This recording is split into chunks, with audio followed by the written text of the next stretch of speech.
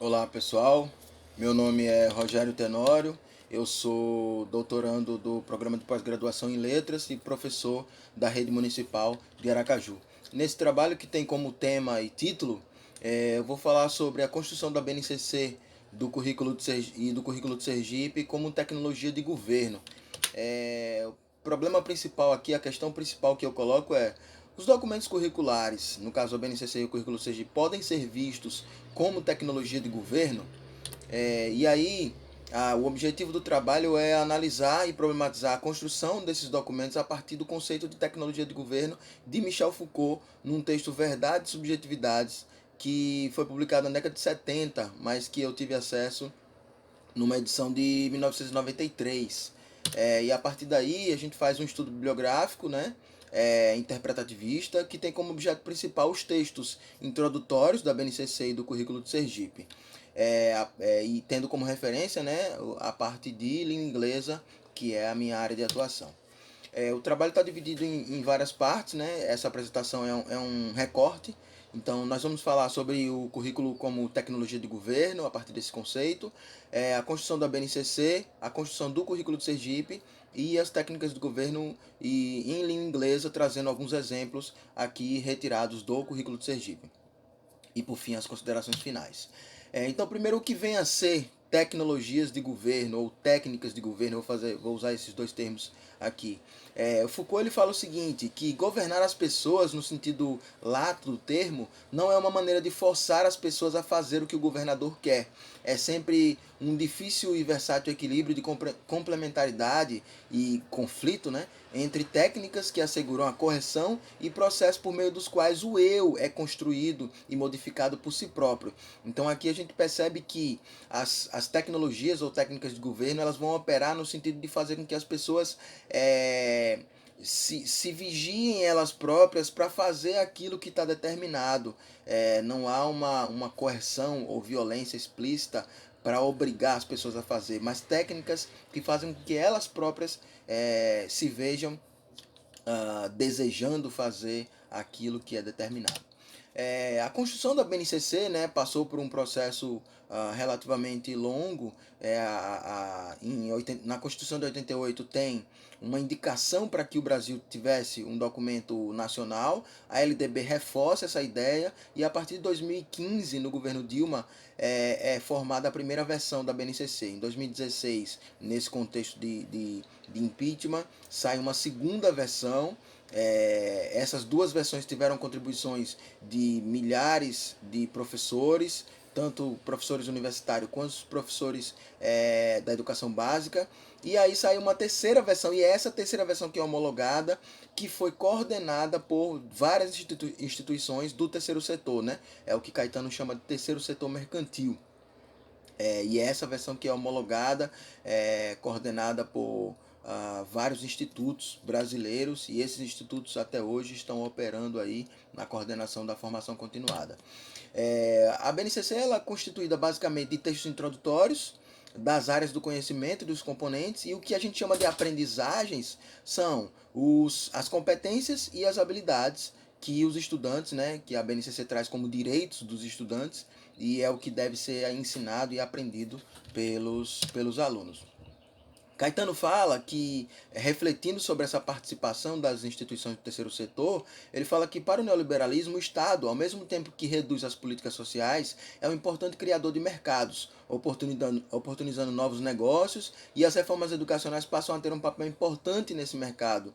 O mercado cresce partindo das reformas e das novas demandas criadas por elas. As soluções para os problemas públicos foram compreendidas por essas empresas, né, originando um mercado de serviços e produtos educativos privilegiando soluções privadas. O que ele está trazendo aqui é que essas instituições que participaram da coordenação da terceira versão da BNCC passam a oferecer para o Estado serviços como serviços de formação continuada, materiais, instrumentos,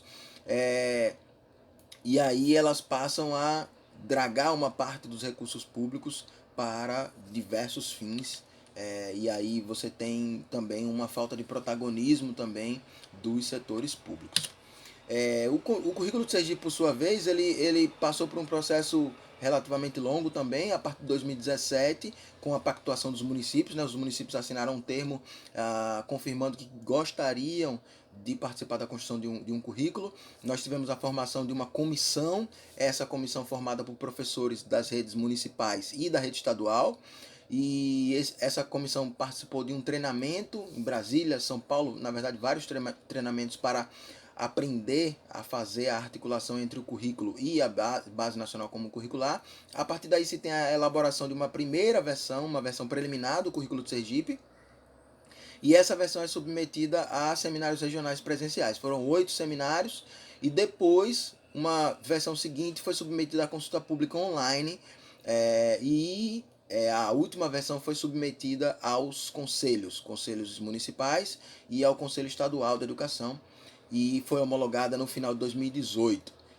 A partir daí inicia-se um processo de formação continuada de professores que ainda está em andamento agora em 2020.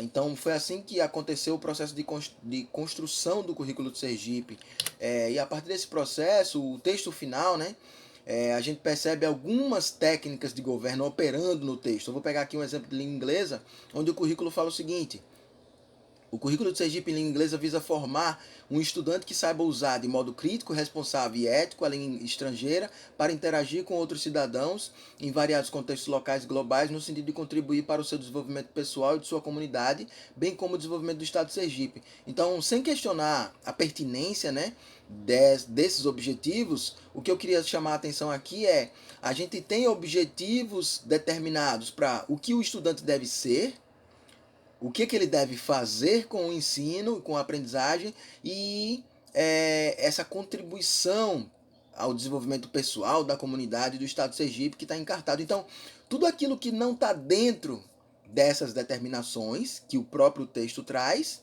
acaba sendo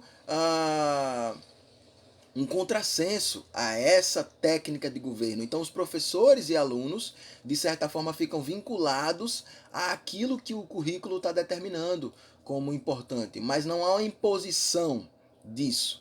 Na verdade, aqui, com o passar do tempo, os próprios professores e alunos, essa é a expectativa, né? E os próprios professores e alunos acabam operando uns aos outros para poder encontrar meios de fazer isso aqui se tornar realidade. Numa outra passagem, o currículo fala assim: tomando como referência a BNCC, o ensino de língua inglesa no ensino fundamental deve permitir ao aluno inserir-se no mundo globalizado e contribuir para a sua preparação para o mercado de trabalho.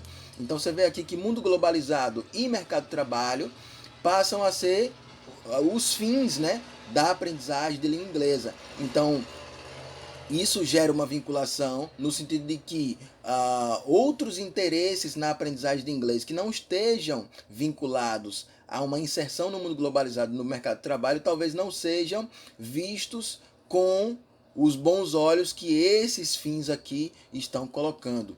E aí as técnicas de governo nesse sentido operam para que as pessoas, elas próprias, operem no sentido de garantir que isso aqui seja realizado. A BAMP fala o seguinte, que as técnicas de governo produzem modos de falar, de se comportar e de agir que supõem ideais e aspirações. São um conjunto de procedimentos e operações vinculados a efeitos locais de poder que normalizam e instrumentalizam as condutas dos indivíduos e dos grupos. Então, aprender inglês para o mundo globalizado e para o mercado de trabalho já é uma coisa que está naturalizada e instrumentalizada no currículo. E parece que é natural você querer aprender inglês, por exemplo, para ser cidadão do mundo ou para conseguir um emprego melhor. E é sobre isso que a gente percebe aqui nos textos do currículo e na discussão da BNCC. Então, por fim, partindo da nossa questão inicial, né, podemos afirmar que sim, a BNCC e o currículo do Sergipe podem atuar como tecnologias de governo sobre a conduta de professores e estudantes, visto que definem não só o que e como ensinar, mas também os modos de ser e de pensar e os fins do processo educativo.